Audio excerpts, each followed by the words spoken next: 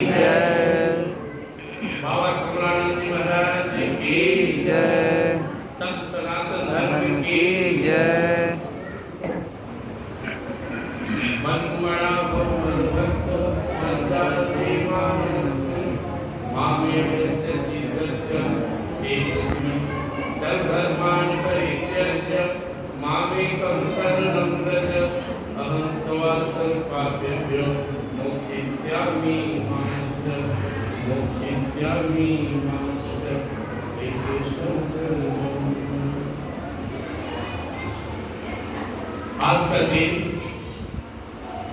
मानव जाति के लिए बहुत ही महत्वपूर्ण दिन है, उसमें भी साधकों के लिए और आप सभी हम सभी परम सौभाग्यशाली साधकों के लिए यह द्वितीय दिन है जब हम अपने महान सद्गुरु जो हर दिन में निवास करते हैं, पूरे ब्रह्मांड में व्याप्त हैं, उनके शरणागत होकर उनसे भक्ति की आज जो करने हम बैठे हैं, अपने जीवन को सफल बनाने के लिए बैठे हैं। कोई भी अंग से आप अपने सद्गुरु महाराज जी के बारे में सुने जाने, वो अनलिमिटेड है। हर व्यक्ति के पास एक अनुभव है गुरुदेव से लेकर, और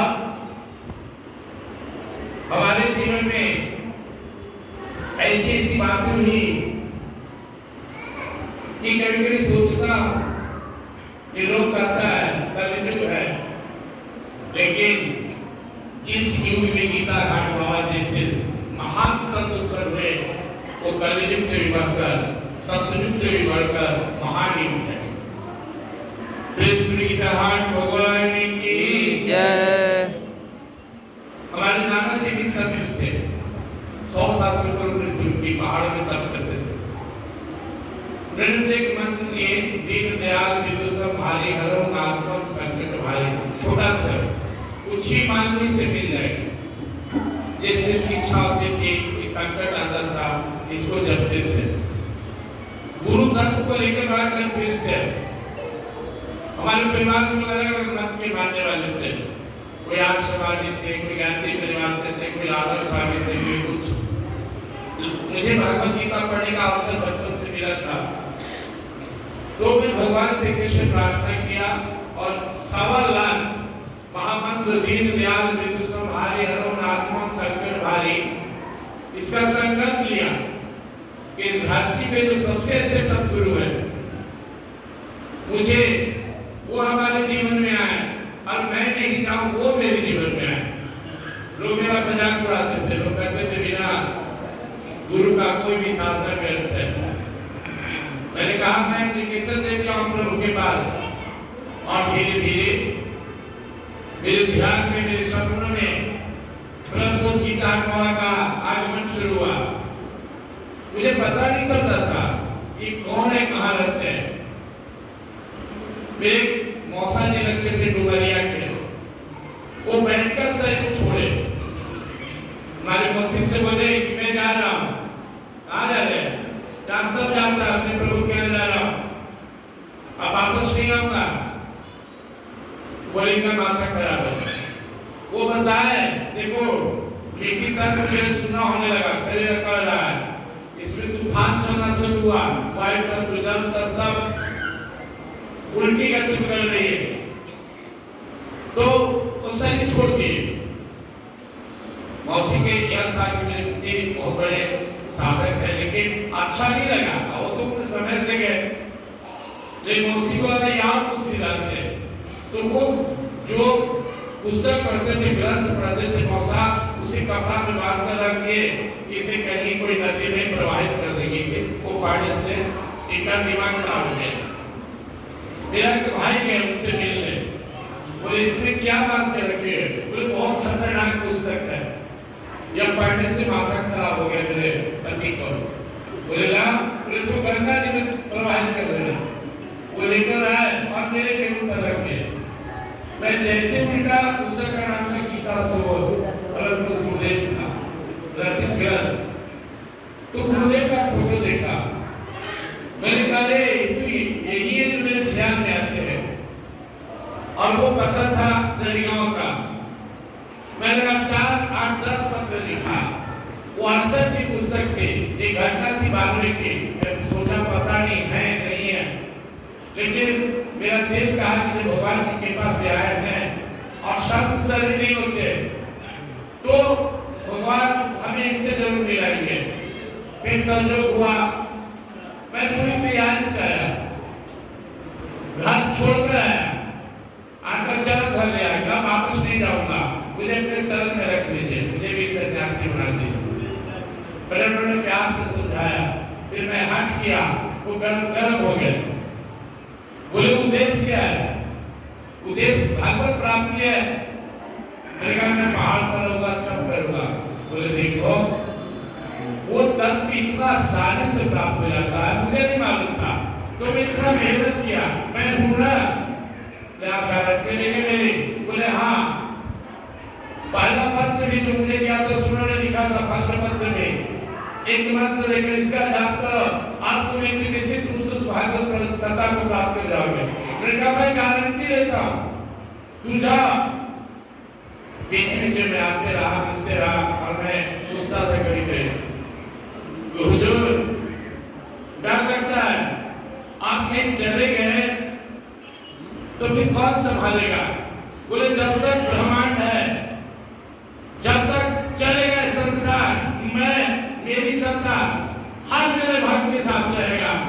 जो भी मेरे सामने अनंत काल तक मैं अपने भक्तों के साथ हूँ। मैंने उनसे कहा, चूंकि मैं नया था, मैं नया साधक था, मुझे किसी से परिचय नहीं था, लेकिन गुरुदेव को मैं अपना मानता था। मैं भगवान की का गिफ्ट मानता था। गीता माता से मुझे, भगवान श्री कृष्ण की भक्ति से मुझे गीता, भगवत गीता मिला, और गीता जी का भेद गीता घाट बाबा थे। तो मैं गर्व से आता था, ये मेरे हैं और भगवान ने गिफ्ट दिया। तो मैं आकर जहाँ बैठते थे बगल में बैठ जाता था और केवल सुनते रहता था, सबसे मिलते रहते थे। और आपकी समस्या कभी कभी हमें स्वामी जी कमल बाबा डांट देते थे, तुमको पूछा हुआ नहीं हुआ? मैंने कहा मेरे पास कुछ पूछना नहीं, मुझे बस वो देखा है। मुझे ऐसा लगता था कि गुरुदेव कहते थे बैठे रहो, और मेरे मन में भागवत गीता से क्वेश्चन उठते रहता था। तो दो बातें मैं आपसे कहना चाहूंगा यहाँ पे।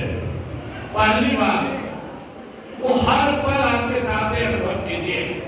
मैं गुरुदेव से एक बार पूछा, गुरुदेव आपको इतना जल्द कैसे उस भागवत प्राप्ति की सिद्धि हो गई?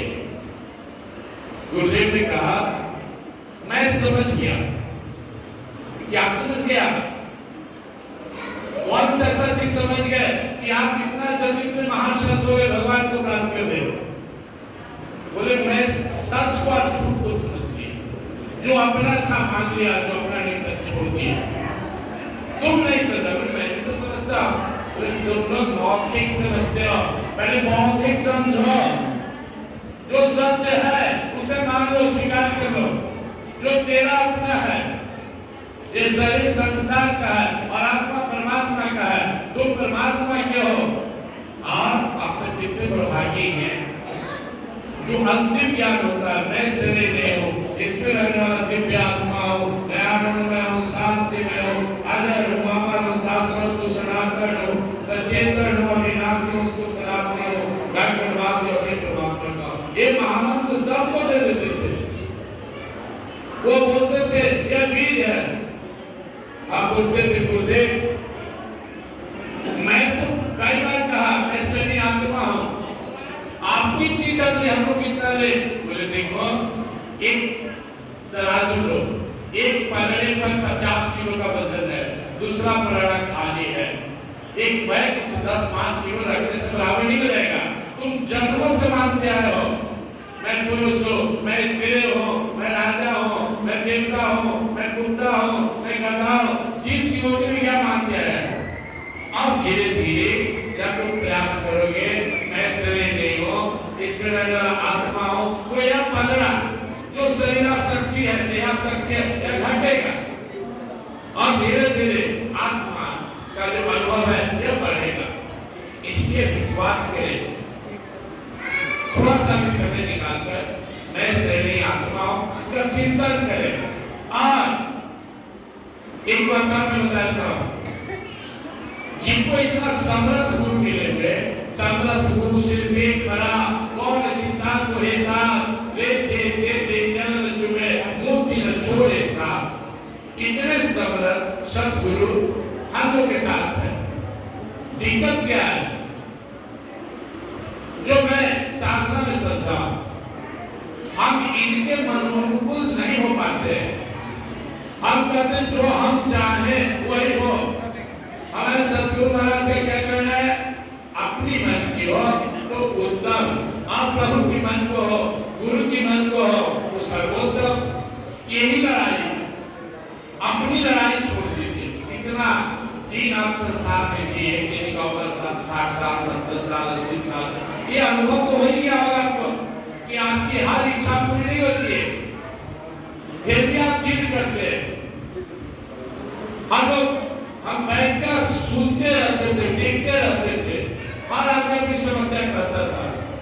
तो गुरुदेव का जो मेन केस था, हम लोग क्या करते हैं? या तो बीते हुए बात की चर्चा करते हैं, या आने वाला कल का चिंता करते हैं। वो छोड़ देकर कहते थे वर्तमान में रहो निरंतर, भूत भविष्य को छोड़ो, यही साधना, यही आराधना, अपनी दृष्टि मोड़ो।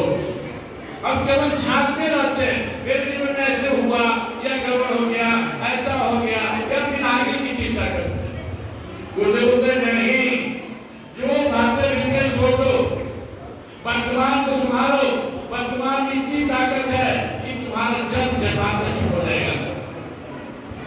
गुरुदेव जब यहाँ से गुजरे सर्वे में थे, मैं बड़ा दुखी था। क्या फिर याद बोले कि गुरु महाराज चेला रोया, दोनों मिलकर मुझे खोया। तो मैं देखा गुरुदेव महाराज इस पलंग पर सोकर जा रहे, स्वामी कमल वहां पे बैठ रहे, मैं अपनी पूरी श्रद्धा कमल वहां में लगाया। आप भी नहीं सकती, आप एक पत्थर में भी श्रद्धा को ऊपर हो जाएंगे। गुरुदेव ने स्वप्न में दिखाया और मैं आया और कहा आपकी कृपा दृष्टि पर बनी है, आप डायरेक्ट आ रहे, वो उनका तो सफर है ही। और मैं बहुत सौभाग्यशाली हूँ, स्वामी का बहुत विशेष प्रेम हम पर रहता है। तो भाइयों बहनों माताओं, जिंदगी बीतते देर नहीं लगती है। आप लड़ो नहीं, आप लड़ना छोड़ दे, आप स्वीकार करना सीखें।